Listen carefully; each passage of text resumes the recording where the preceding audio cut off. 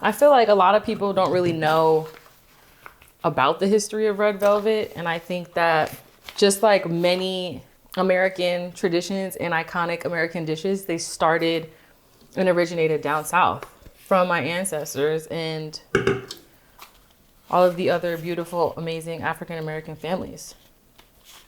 Culinary innovators. I think Black people are the true culinary innovators.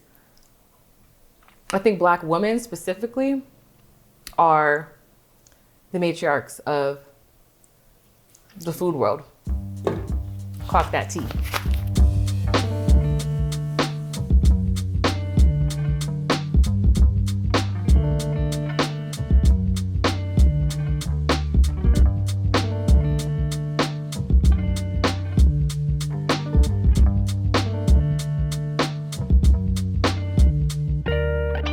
What's up, everybody? Welcome back to another episode of Cooking with Tea, Tea's Treats Edition. We're gonna be getting into something sweet for this holiday season, Valentine's Day. And of course, it is Black History Month. So we're gonna be making something that celebrates not only love, but culture. So we're gonna be getting into my moist red velvet cupcakes. For those of you that didn't know, yes, red velvet cupcakes are a Southern tradition and started down South. So what a way to honor both things that I love and culture. Let's get into it. You wanna start out with some flour in a bowl and you wanna get all of your dry ingredients together. Red velvet is essentially a chocolate cake. It's just called red velvet and not chocolate cake because of the color red, and red symbolizes not only love, but it symbolizes strength and vitality and power.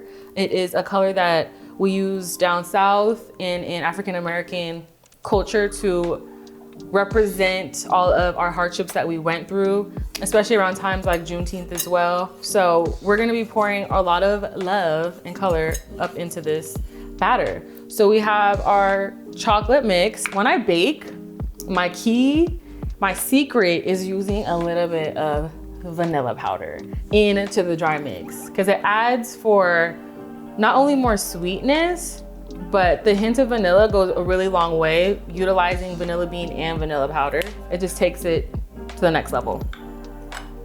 And we're gonna be adding a little bit of salt and baking soda up into the mix as well. Gonna give that a little mixy mix. It smells so good already. I love chocolate. I love red velvet cakes and cupcakes. I love red velvet anything. Now we're gonna mix our wet ingredients. I have a little bit of buttermilk. This is gonna keep the cake nice and moist. And what is more Southern than buttermilk? We use buttermilk for a lot of different things. Not only are we keeping the cake moist with buttermilk, we're gonna be using oil as well. Oil instead of butter when it comes to something like a red velvet cake is going to keep the texture velvety and soft and luscious and delicious, which is like the embodiment of love and Valentine's Day. Soft, luscious, delicious, sweet, all the vibes. Cooking and baking is a way of expressing love. It is a love language, especially in Black households. Cooking is like the center of gatherings. It's the center of expressing our love. That's just how we give it up. We like to feed and nurture, and hopefully this recipe gives you guys all of the love that you're looking for. So actually, red velvet became a super popular staple in Black households and Black bakeries in the mid 20th century, and it became a phenomenon. And now it is known all over America for its deliciousness, but a lot of people don't know where it comes from. So I added in the red velvet as well as a little bit of vinegar, and now we're gonna add in our eggs. Yum. I'm really being bold with this white tee on because there's no way. I'm so messy. I wouldn't be surprised if this is the last time you ever see me wear this shirt because some dye is up in it. As I'm mixing and incorporating some air into the bowl, you can see the dye is kind of mixing all the way through, and now it's this super vibrant and red color. I think when we think of love, we think of the color red, but red also holds a lot of pain, and it holds a lot of power, and it holds a lot of strength and vitality. And I think us as Black African Americans when we use red, we use it in a way of expressing how we feel. I'm gonna add a little bit of vanilla bean paste into the wet mix. By a little, I mean a lottle. I love vanilla. Vanilla me up anytime, please. Now we got our beautiful cacao mix here. And we got our red mix here. I hope I don't ruin my nails. And very carefully, I'll be adding our wet into the dry. This looks divine. I love a red velvet cake. I mean, who doesn't love a red velvet cake? I feel like it is the American cake. As you see in the center of the bowl, we have what we call a well. And I'm mixing the middle in the well, and it's grabbing the dry ingredients that are around and kind of slowly incorporating them. And now I'm gonna begin to fold in the dry into the wet. I mean, this is the sweetest gift. Like if somebody were to bake me red velvet cupcakes on Valentine's Day, like that's how I know it's real. Like that's just all love. Creating something with your hands and giving it to somebody, feeding somebody, that's a love language to me. And shockingly enough, not many people have cooked for me. It's like, dang, I'm the only one expressing the love around here. I'm now gonna grab a batter whisk because this is the proper tool to break up all of the lumps that are in the batter. So, yum, look at this. And of course, we're gonna add in some sugar, because what would a cake be without a little bit of sugar? Feels like chocolatey greatness. I'm trying to focus on not splattering this batter all over my white tee. Oh my God. Velvet, luscious, sensual. All of the things you think of when you think of Valentine's Day. Yum, yum, yum.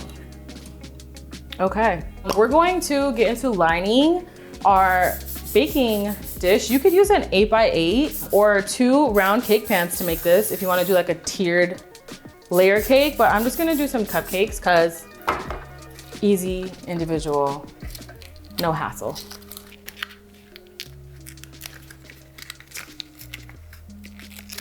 I should have pre-removed these. I'm gonna be taking these out all day. Now that we have our cupcake tins lined, we're just going to pour the batter into a cupcake tin. It's nice to use a measuring cup just so you can like get, you know, exactly how much is going into the cupcake tin and they're all even this way. Try not to make a mess like me. The first one looks a little messy, but that's okay. And you always want to leave a little bit of space when you're baking these because you want to make sure that the cupcake doesn't rise over too much or else it's just gonna get everywhere and be messy.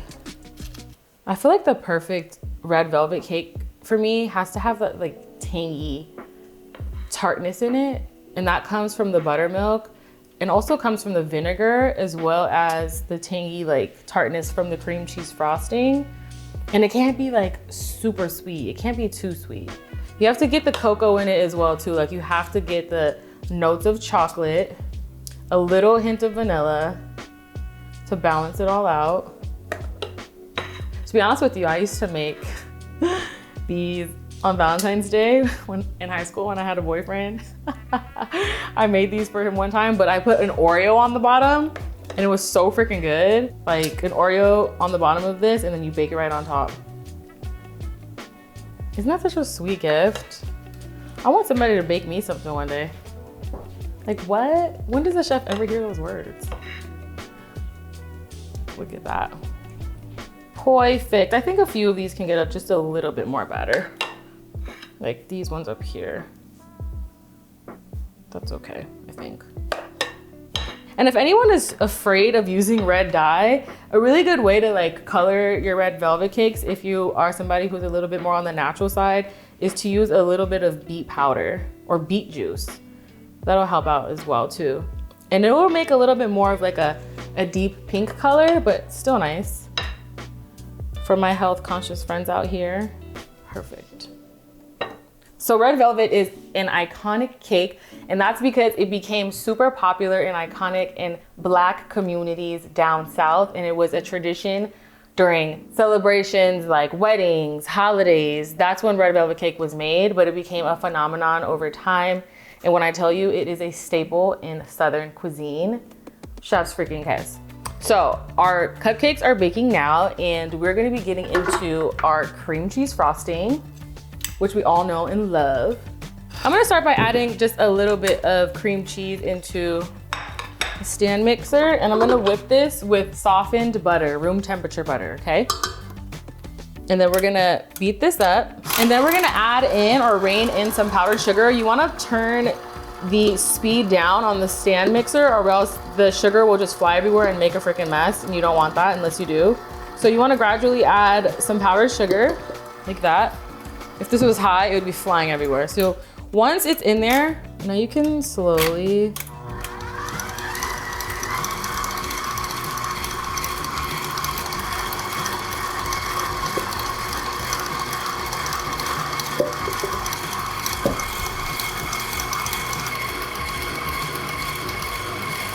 vanilla bean paste always. Now I'm gonna add just a few pinches of salt. Beautiful. Look at this frosting. Thick and delicious.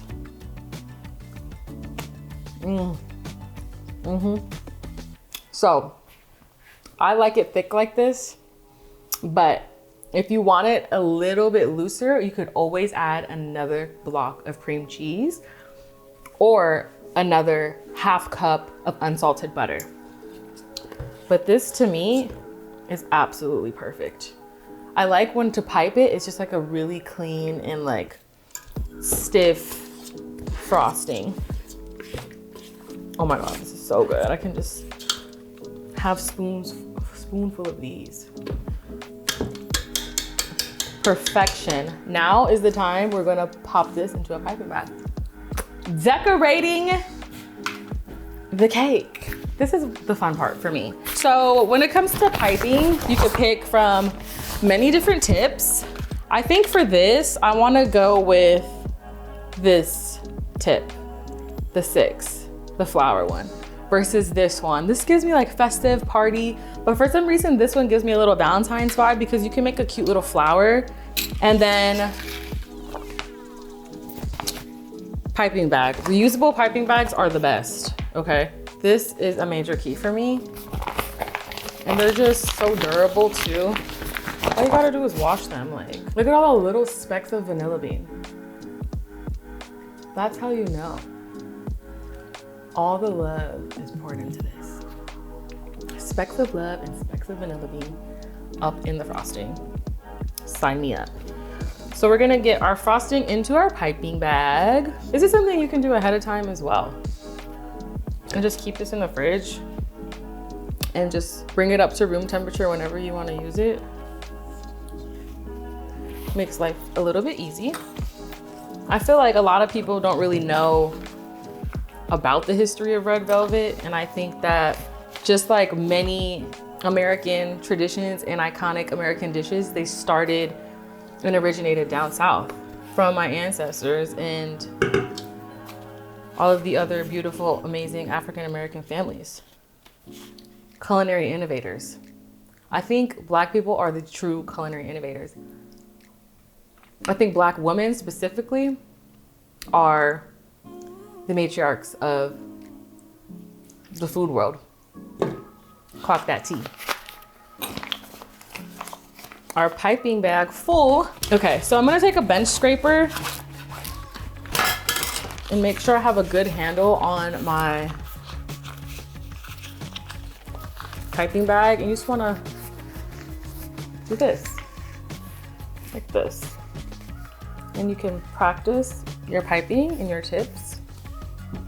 I think for our cupcake, we're gonna do something like this. It looks kind of like a little flower, I guess. And we shall wait for the glory to come out of the oven. Coconut!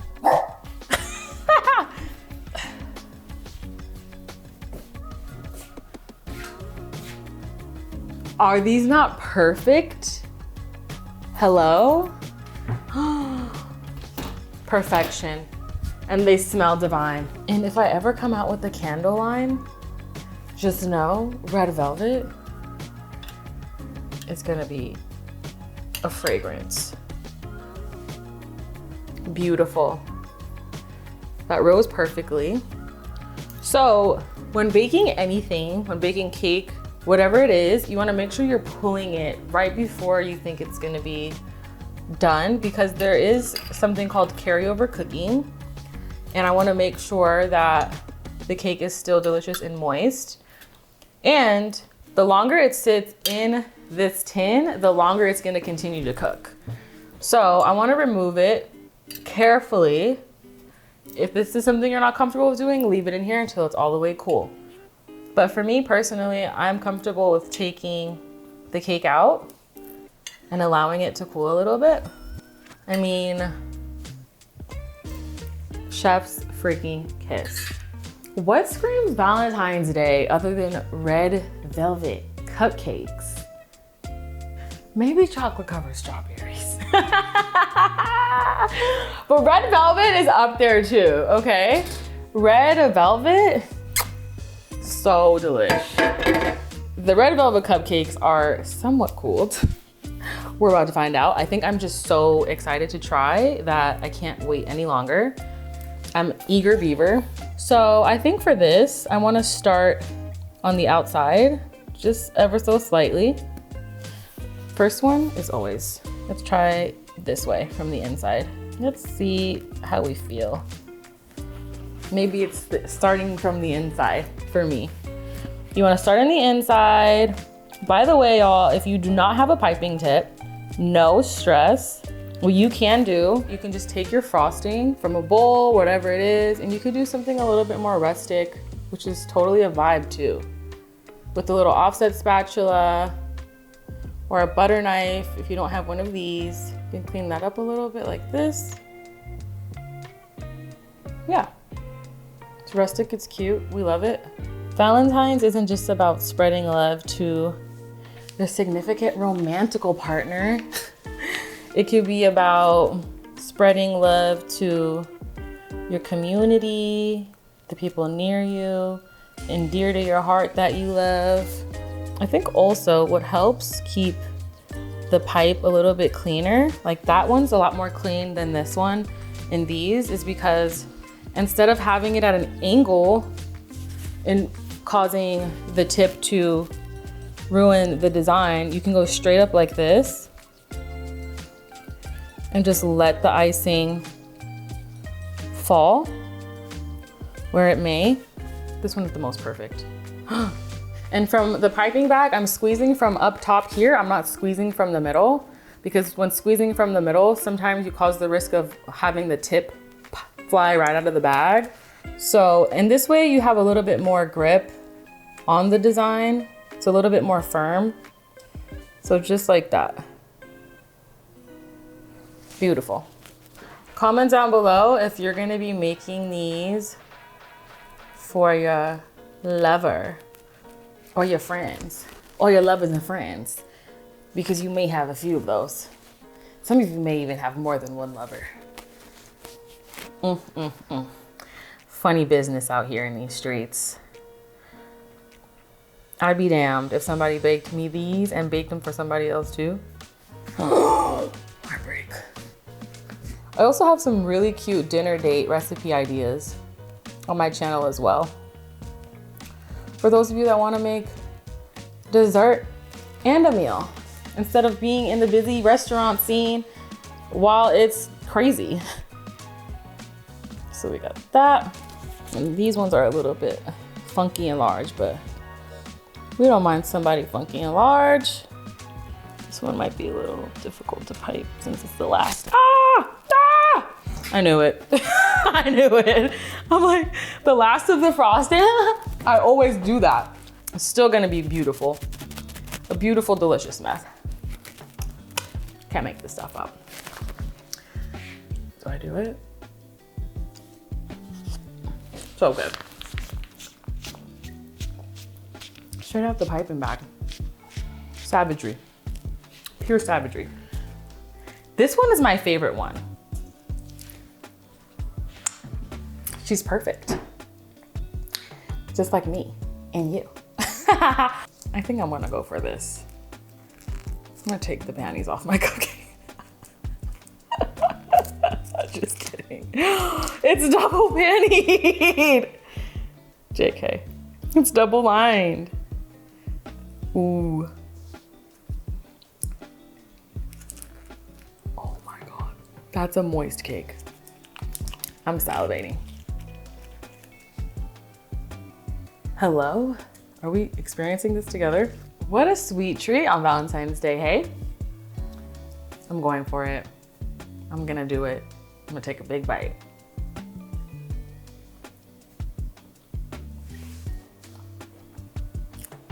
This is perfection.